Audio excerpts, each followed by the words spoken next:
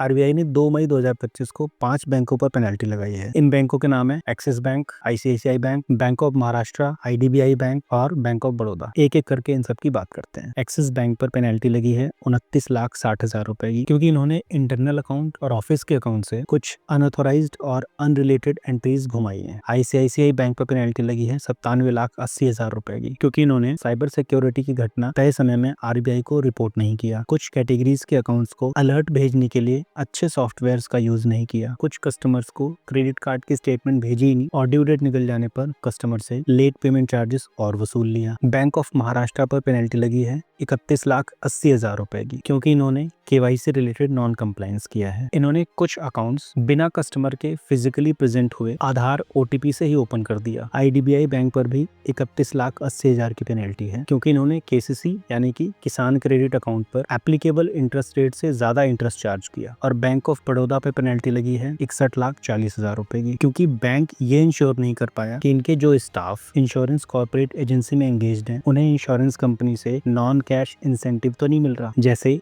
AC, car, phone etcetera. अब किसी customer के अकाउंट पर भले ही लेन देन पर रोक लगा रखी है, लेकिन बैंक उसका पैसा तो यूज कर ही रहा है, तो उस पे इंटरेस्ट भी देना चाहिए। लेकिन बैंक ने कुछ इनऑपरेटिव, डॉर्मेंट और फ्रोजन अकाउंट पे इंटरेस्ट दिया ही नहीं। फिर इन सारे बैंकों को आरबीआई ने शो कॉज नोटिस यानी कि कारण बताओ नोटिस जारी किया कि आपने ये नॉन कंप्लायंस किया है, अब आप बताओ आपके ऊपर ये रिस्पेक्टिव पेनल्टी क्यों ना लगा दी जाए। बैंकों ने जवाब तो दिया, लेकिन आरबीआई को पसंद नहीं आया, तो आरबीआई ने इन सारे बैंकों पर ये रिस्पेक्टिव अमाउंट की पेनल्टी लगा दी।